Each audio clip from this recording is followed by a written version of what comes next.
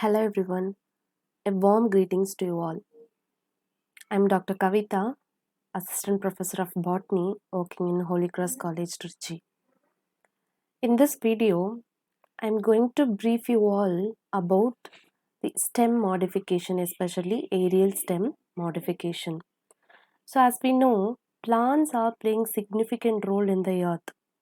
They absorb carbon dioxide and they generate oxygen so that all living organisms, especially human beings and animals, can breathe.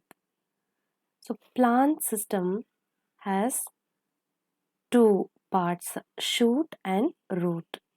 Shoot system represents the aerial part of the plants.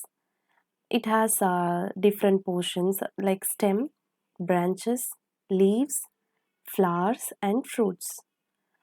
So during the germination of seed, the shoot system is developed from the plumule of the embryo, whereas root system is developed from radicle of the embryo. Stem is a greener part and it is the aerial part of the plant, and usually stem grows opposite to the gravitational force, so it is said to be negatively geotropic, and stem grows towards the sunlight, so it is a positively phototropic one. Stem has branches, stem has leaves, and stem is doing various functions, important functions, which include conduction of water and mineral salts from the roots to the leaves. So as we know, roots absorb water and minerals through their root hair, so it has to be transported or conducted through the upper parts, aerial parts, so that all other aerial parts they get all these nutrients and water.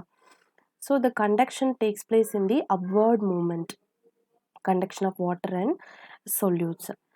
Whereas the food is being synthesized in aerial parts of the plants where the photosynthesis occurs. All the greener parts like shoot, stem portion, leaf portions, so all the greener parts they do photosynthesis with the help of sunlight. So that food is stored as a starch in the plant greener parts. So that food has to be transported to the other parts like root. So the movement of food conduction takes place is downward, and the stem supports the branches and other leaves. Then they play important role in the food production. As I told, they synthesize their own food materials by the process called photosynthesis, and they used to store that food materials also. The stem is of two kinds: aerial stems, which are found above the ground level, and underground stems below the ground level. Now, in this video, I am going to explain what are the aerial stem modifications exist in plants. So, these are the aerial stem modifications that include phylloclades, cladodes, stem tendrils, stem thorns, and stem hooks. First, let me start with phylloclades. So, phylloclades are aerial stem modifications where the stems have been modified like leaves so that they can do photosynthesis. These phylloclades are photosynthetic stems. They consist of many internodal regions. Mostly we can see these phylloclades in xerophytic area. Xerophytes mean they can grow in the dry environmental condition or drought. They are drought tolerant plants too. Example: Opuntia, Muhlenbeckia, Casuarina, Xylophylla, and etc. So in xerophytes, the leaf portions are very much reduced to scales or spines in order to reduce the loss of water by transpiration process. So this is the picture of Opuntia, in which what we see is actually a stem portion, aerial stem.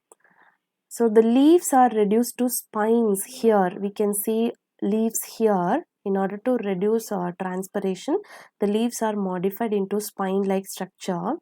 Whereas what we see as a leaf, it's not a real leaf, it's a stem, modified stem. So the stem is flat, green, fleshy, and bears various spines that are nothing but modified leaves. These are the pictures of Muhlenbeckia and Xylophylla. In Muhlenbeckia, in both these cases, the stems are like ribbon shaped. So here what we see is a stem portion where we can see reduced leaves. In Xylophylla, the stem is modified into ribbon like, and many flowers are raised along the margin of the stem because it has many internodes also. Next type is cladodes. So cladodes are also aerial stem modifications. Here the stem has one internode alone that is modified for photosynthesis.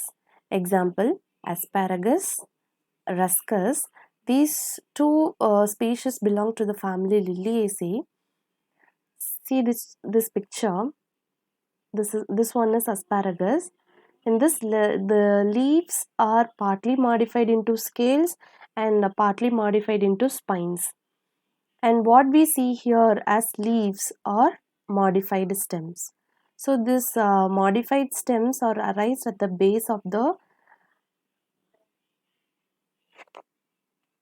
at the base as a cluster. Here we can clearly see. So this spine-like structure, it is a reduced leaf, and this one leaf-like structure is a modified stem. In ruscus, the leaves are reduced and the stem is modified into leaf-like green, and we can see flowers that are produced in the axil of the bract on the stem portion. Next modification is stem tendrils. We can observe stem tendrils in different plants. The stem tendrils are aerial stem modification. They are string-like structures and they mostly help for the plant in climbing up. Example, Cissus quadrangularis. In Cissus quadrangularis, the terminal bud is modified into tendrils so that it can help the plant to climb up other support. Then Passiflora, in this axillary bud is modified into tendrils. Next one is stem thorn. So thorns are like stiff pointed structures. They are either produced by terminal bud or axillary bud. They mostly give protection to the whole plant. These are the examples. In Carissa, the terminal bud is modified into thorn, whereas in citrus, the axillary bud is modified into thorn-like structure.